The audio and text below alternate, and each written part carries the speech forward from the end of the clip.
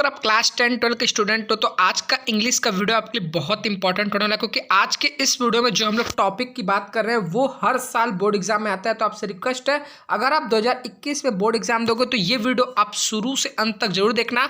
और अगर आप 2021 में नीट की तैयारी कर रहे हो तो अनअकैडमी आपके लिए बहुत ही बेहतरीन तैयारी करने के लिए रैपिड फायर लेकर आया, जिसमें आपको 1500 क्वेश्चन मिलेंगे 3 सेशन में। ठीक है, यानी कंप्लीट बायोलॉजी का एक बार आपका प्रैक्टिस हो जाएगा और ये स्टार्ट होगा 10 दिसंबर को।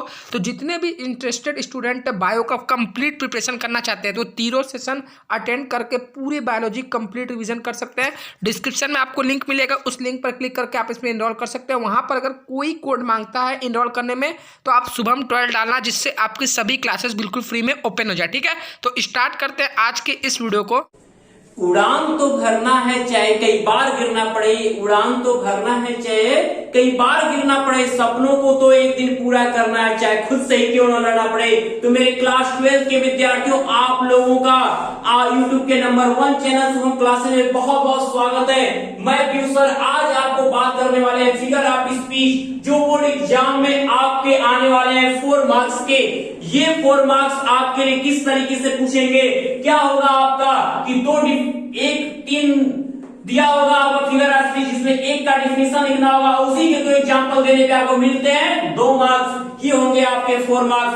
चलिए बात कर लेते हैं आपके जो सिलेबस में 7 फिगर ऑफ स्पीच है, उनमें से आपके 7 फिगर ऑफ स्पीच के कैसे आसान शब्दों में डिफिनेशन लिखेंगे मैं आपको दिखाऊंगा, और ये तरीका कहीं आप किसी बुक में नहीं पाओगे। और जिस भी विद्यार्थियों ने इसका डिटेल उनको देखना है, नीचे डिस्क्रिप्शन बॉक्स में मैंने लिंक प्रोवाइड कर दिया है। आप डिस्क्रिप्शन बॉक्स में जाकर लिंक ओपन करके लास्ट वीडियो को देखकर फिगर ऑफ स्पीच को और भी मजबूती के साथ समझ सकते हैं। ये रिवीजन आपके लिए कितना इंपॉर्टेंट है देख लीजिए।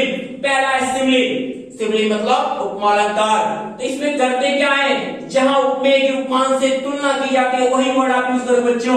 क्या लिखना है मेरे शब्दों में, इन सिमिली, इन अ सिमिली। क्या लिखोगे, in simile to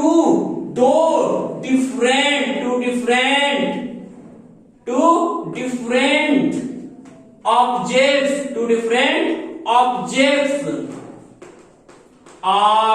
two different objects are compared,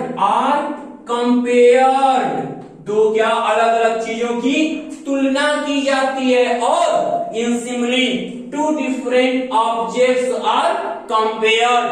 और क्या होता है इसमें, होता है किसी पहचान, the words of comparison, the words of comparison, the words of comparison, the words of comparison, as, like, so and just are used। बस यही करना है मेरे प्यारे बच्चों, इससे ज्यादा कुछ नहीं करना है आपको। बस लिखना है कि सिमिली में 2 अलग अलग चीजों की तुलना की जाती है, 2 का 2 अलग अलग का डिफरेंट वस्तुओं का ऑब्जेक्ट तुलना की जाती, आर कंपेयर्ड। और क्या होता है इसमें जो शब्द होते हैं, सो आ सकता है, कोई एग्जाम्पल लोगे, सो होगा, लाइक होगा, एज होगा और जस्ट जरूर होगा। जैसे हम क्या लिख सकते हैं, एक एग्जाम्पल आप दे सकते हो, क्या, life is like a dream, life is like a dream. जीवन क्या है, एक सपने की तरह है, जीवन एक सपने की तरह। 2 चीजें हैं, एक लाइफ और एक ड्रीम। दोनों की तुलना, लाइफ की तुलना किससे की गई है, सपने से की गई है। और आप इसी तरह आपको दूसरा क्या हो सकता है, दूसरा आप लिख सकते हो क्या, शी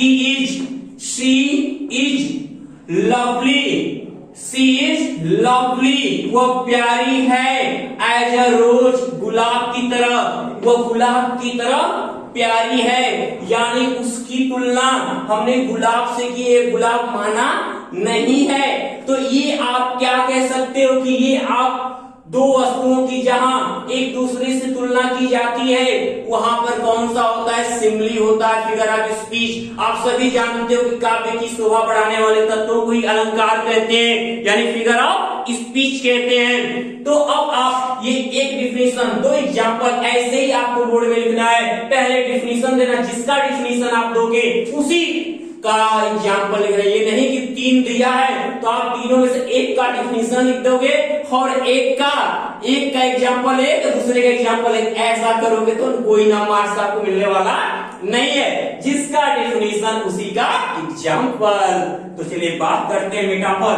अब देखो अलग अलग बुक में, अलग अलग गाइड्स में सिमिली का, मेटाफर का अलग अलग तरीके से डिफिनेशन देता है, लेकिन मैं अपने इन प्यारे विद्यार्थियों के लिए इतना आसान अपने शब्दों में मैंने फिगर ऑफ स्पीच बनाया बच्चों कि जैसा सिमिली जिसको याद होगा मेटाफर याद हो जाएगा। और अभी जो आप तीन देखो मैं बताऊंगा तो साथ ही, लेकिन अगर ये आप सिमिली, मेटाफर और पर्सोनिफिकेशन अगर आपने कंफर्म कर लिया तो किसी भी बोर्ड एग्जाम का पेपर उठा के देख लीजिए, इन तीन में से एक जरूर आया, हर साल आया और इस साल भी आएगा। अगर आपको फर्स्ट थ्री याद हो गए तो या तो आप फर्स्ट थ्री याद रखोगे या तो लास्ट थ्री याद रखोगे, एक मिलेगा डेफिनेशन और उसका एग्जाम्पल। और मैं बार बार कह रहा हूं कि अब सुनिए, शुभम क्लासेज ने आपके लिए क्रैश कोर्स भी स्टार्ट कर दिया। अब मात्र 50 दिनों के अंदर आपको हर सब्जेक्ट की रिवीजन क्लास चलेगी। अब आपको जिस सब्जेक्ट में जहां पर भी रिवीजन चाहिए बताइए, उसकी हर एक बेस्ट वीडियो आपको प्रोवाइड कर दी जाएगी। और हर एक वीडियो के नीचे डिस्क्रिप्शन बॉक्स में जाकर आप लास्ट वीडियो को भी देख सकते हैं और अपनी मजबूती कर सकते हैं। ये ऑफर है आपके लिए। तो अब मेटाफर की बात कर लेते हैं। हम क्या लिखेंगे, ऐसे ही शुरुआत करने से इन सिमिली, ऐसे ही बच्चों शुरुआत करोगे इन मेटाफर। क्या शुरुआत करोगे, इन मेटाफर। इन मेटाफर क्या, टू डिफरेंट ऑब्जेक्ट, इसमें भी होगा टू डिफरेंट, दो अलग अलग वस्तुओं का, two different objects, two different objects. यहाँ आर कंपेयर्ड है बच्चों। अब आपको करना क्या है, आर सपोज मान लिया जाता है, कैसे, एज वन, एक ही। दो अलग अलग वस्तुओं को एक मान लिया जाता है। बस सोचो कि एकदम सेम डिफिनेशन दिख रही है ना आपको, यहाँ कंपेयर, यहाँ सपोज एज वन, एक मान लिया जाता, तुलना नहीं किया जाता। और क्या लिखोगे, जो लाइन आपने लिखा है कि the words of comparison as, like, so and just are used, यहाँ लिखोगे नॉट यूज्ड। क्या लिखोगे, the words of comparison as, like, just and so are not used, नहीं प्रयोग किए जाते हैं। अगर सुनो एग्जाम्पल भी एकदम सेम, आपको अगर किसी एक का एग्जाम्पल याद रखते हो तो आप दूसरे का भी एग्जाम्पल लिख सकते हो। एक डिफिनेशन से दूसरा डिफिनेशन, एक एग्जाम्पल से दूसरा एग्जाम्पल। देखिए कैसे जो पहचान होती है सिमिली की, कि लाइक आ जाए, सो आ जाए, जस्ट आ जाए, एज आ जाए, तो सिमिली होता है। अब आपको करना है कि उसमें से हटा दीजिए, लाइक हटा दीजिए, यहाँ से एज हटा दीजिए। देखिए एग्जाम्पल बन जाता है किसका, आपका ये पहला एग्जाम्पल बनेगा इसका, क्या, कि लाइफ हमने हटा दिया तो लाइफ इज अ ड्रीम, जीवन क्या है, एक सपना है।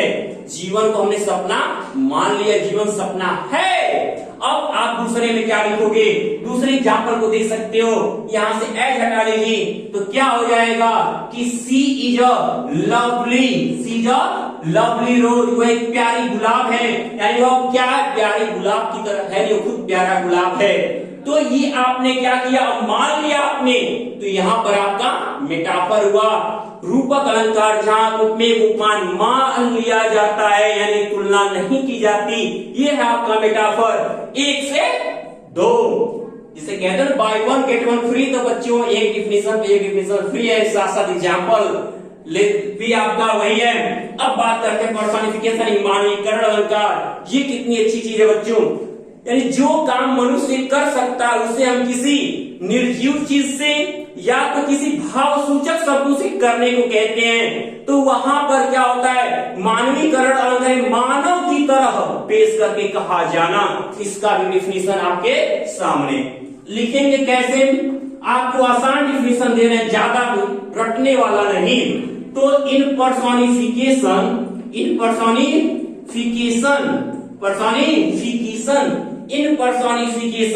इस मानवीकरण अलंकार में क्या होता है, लाइफलेस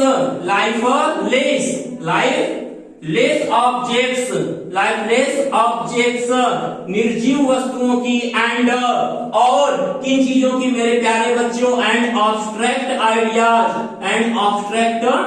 आइडियाज और भावसूचक शब्दों की, lifeless objects and abstract ideas are represented प्रस्तुत किए जाते हैं, ऐसे प्रस्तुत किए जाते हैं और जैसे कि दे हैविंग लाइफ उनके पास जीवन हो, आर इंटेलिजेंस या तो कोई ज्ञान रखते हो, ऐसे हम उन्हें प्रस्तुत करते हैं। या तो उनके पास कोई जीवन हो या तो उनके पास एकदम सेम मनुष्य की तरह।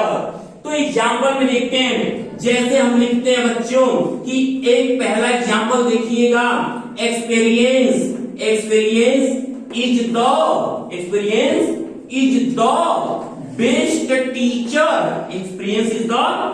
Best teacher. अनुभव सबसे अच्छा अध्यापक होता है। बच्चों ये बताइए, अध्यापक कौन होता है?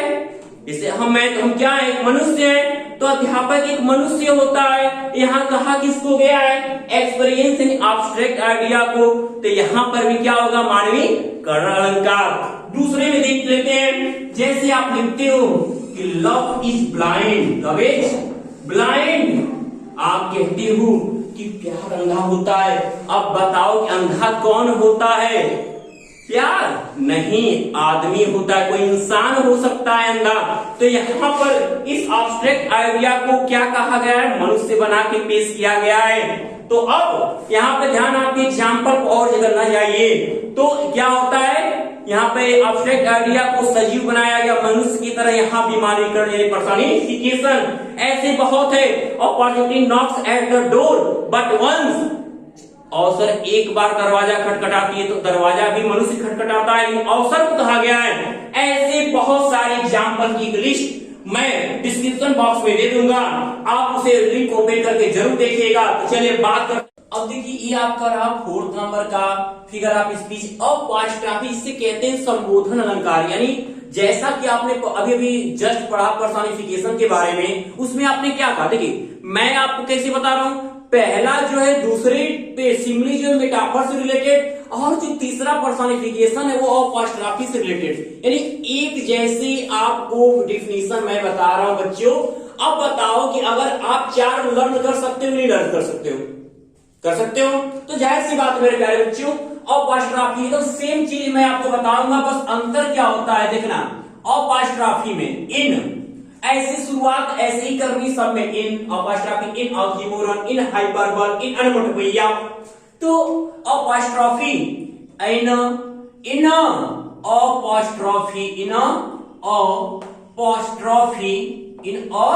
अपॉस्ट्रॉफी क्या, संबोधन अलंकार में द लाइफलेस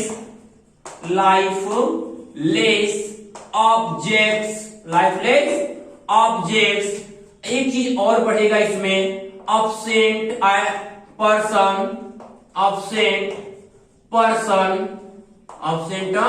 person are क्या, abstract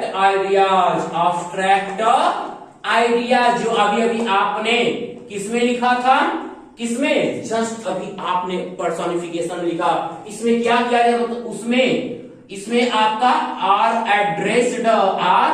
एड्रेस्ड संबोधित किया जाता है।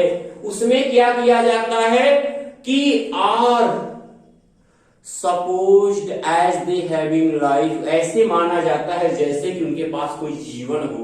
हम उन्हें मान लेते हैं उनके पास जीवन, मानव की तरफ पेश, represented as they having life, but यहाँ पे बच्चों रिप्रेजेंटेड के जगह क्या यूज करोगे, बाकी सब सेम है, देख लो डिफिनेशन क्या, are address as they having life, as they having life, they having life, they having life और इंटेलिजेंस, दे हैविंग लाइफ और इंटेलिजेंस, इंटेलिजेंस, जैसे कि उनके पास क्या हो, क्या तो जीवन या बुद्धि हो, ऐसा होगा, यानी बहुत ही, यानी कि निर्जीव चीजों को, अनुपस्थित व्यक्तियों को और भावसूचक शब्दों को क्या किया जाता है, इसमें बुलाया जाता है, बुलाया क्या, जैसे लोग कहते हैं ना गांव में, क्या कहते हैं, ओम डेथ कम सुन, हे भगवान हमको उठा लो, यानी क्या, यानी कि हे मृत्यु जल्दी आओ,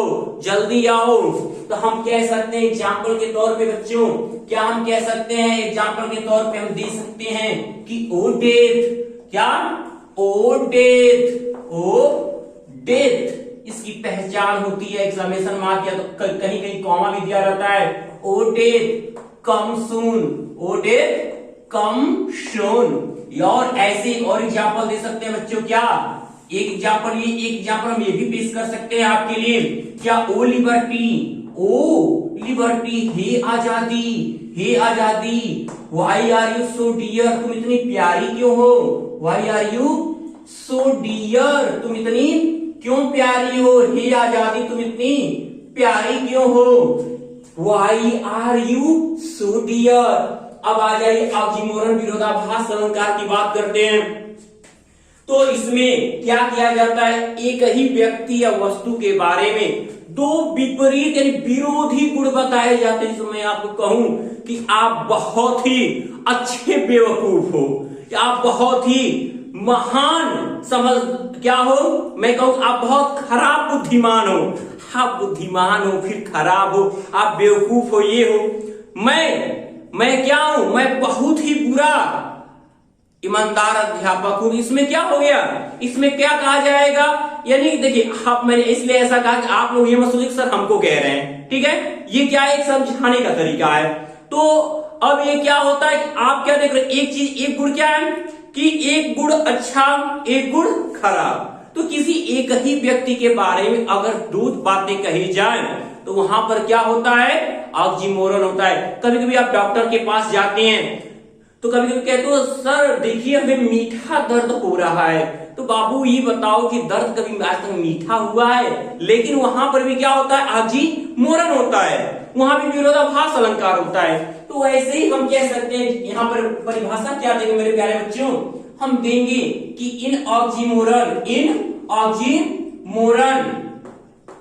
विरोधाभास अलंकार में two opposite qualities, two opposite दो विपरीत, two opposite qualities, two opposite qualities are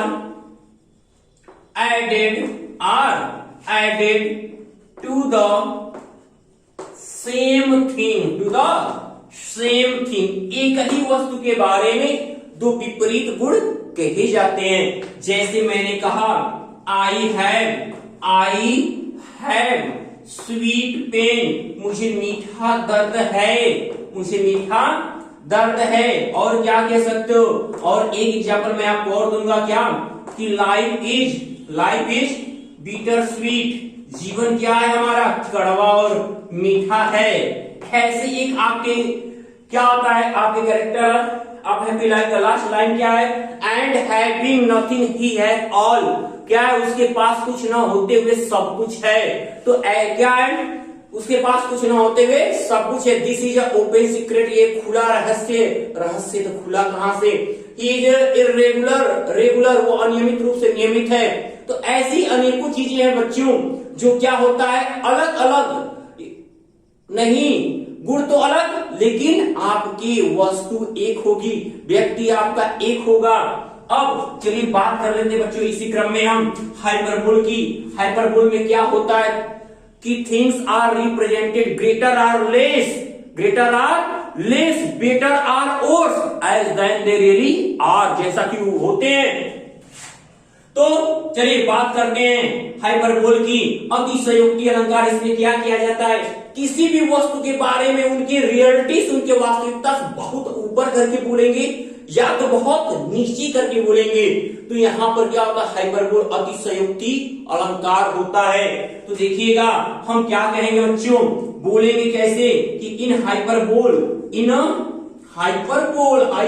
खूब ज्यादा बढ़ा चढ़ा के बोल। मैं बार बार ये चीज आपको समझाते जा रहा हूं कि इसकी जो मैंने इसका एक डीपली वीडियो इसके बारे में बताया हुआ है। जिन बच्चों को वीडियो देखनी हो, नीचे डिस्क्रिप्शन बॉक्स में मैंने लिंक प्रोवाइड किया हुआ है। उस लिंक को ओपन करके इसके एक जो सबसे स्पेशल वीडियो है आपके लिए, उसको देख सकते हो मेरे प्यारे बच्चों। और ये आपका रिवीजन मेथड है, जो मैं इतना आसान तरीका समझा रहा हूं, आपको उम्मीद करूंगा ये खुद समझ में आ जाएगा। नहीं आता तो वीडियो को जरूर देखिएगा। तो इन हाइपरबोल अतिशयोक्ति अलंकार में क्या किया जाता है मेरे प्यारे बच्चों, थिंग्स वस्तुओं को आर रिप्रेजेंटेड प्रस्तुत किया जाता है। कैसे, रिप्रेजेंटेड एज ग्रेटर और लेस और बेटर और अच्छा या बहुत खराब, देन दे रियली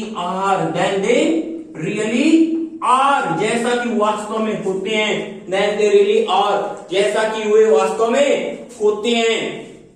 अब इसका एग्जाम्पल क्या दे लेंगे, क्या कह सकते हो कि वह सी वेप्ट ओशन ऑफ टीयर्स, वो समुद्रों आंसू रोई। तो क्या कह सकते हो, सी वेप्ट ओशन ऑफ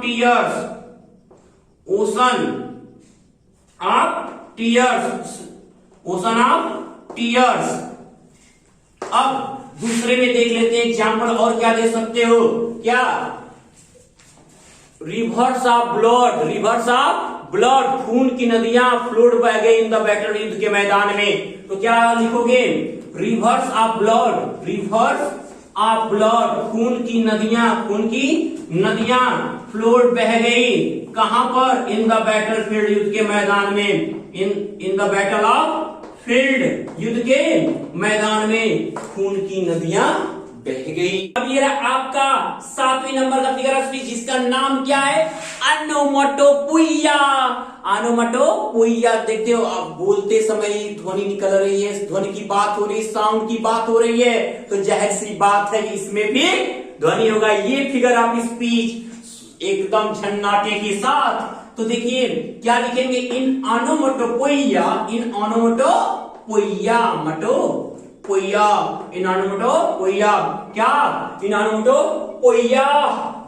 क्या, the sound suggests the sense or its meaning, sound क्या करता है, इन शब्दों को सजेस्ट करता है और या इनके अर्थों को क्लियर करता है। तो बच्चों अब इसका एग्जाम्पल क्या देख सकते हो, the door open with bang, दरवाजा धमाके के साथ खुला, द स्नेक्स आर हिसिंग, सांप फुफकारते हैं, बीज आर बजिंग, मधुमक्खियां भनभनाती हैं, और द कैट म्यूज, बिल्ली क्या करती है, मिमियाती है। तो आप इन शब्दों को पहले की तरह मत याद करिएगा, यहां आ जाइए, हम लिख सकते हैं the door opened with bang, दरवाजा धमाके के साथ खुला, विद बैंग। और क्या कह सकते हो बच्चों आप कि आई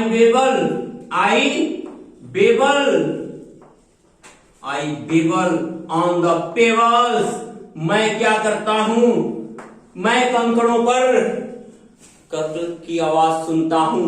स्नेक आर हिसिंग, सांप फुफकारते हैं, बीज आर बजिंग, मधुमक्खियां भनभनाती। जहां पर भी किसी भी प्रकार की साउंड की बात होगी वहीं पर होगा ओनोमाटोपोइया। तो इस तरह से मेरे प्यारे बच्चों, आज का ये फिगर ऑफ स्पीच का जो रिवीजन पार्ट है ये मैंने आपको बहुत अच्छे से समझा दिया। एग्जाम में आपको बच्चों या तो शुरू का 3, लास्ट का 3, अगर आप कन्फर्म करोगे स्टार्टिंग का तो 4 आपको याद हो जाए, क्योंकि पहला सिंपली मेटाफर से डिपेंड है और आपका पर्सोनिफिकेशन और अपॉस्ट्रॉफी से डिपेंड है। तो उम्मीद करते हैं कि आज की वीडियो आपने बहुत अच्छे समझ के लगाया और एग्जाम में ये आप अपने 4 मार्क्स आपके पास हो गए। तो ऐसे एक एक टॉपिक आपको रोज रिवीजन में मिलता रहेगा। और जो भी विद्यार्थी पूरे वीडियो को यदि देखना चाहते हैं तो नीचे डिस्क्रिप्शन बॉक्स में पूरे वीडियो की लिंक मैंने दे दिया है, आप उसको ओपन करके उन वीडियो को देख सकते हैं ताकि आपका पीछे का और आगे का सब रिवीजन हो। अब बोर्ड एग्जाम के जो युद्ध के में हम लोग उतर गए हैं, अब ये युद्ध क्या होना चाहिए, हमारे 90 के पार आपके मार्क्स के रूप में दिखना चाहिए। तो मेरे प्यारे बच्चों, तब तक के लिए गुड लक।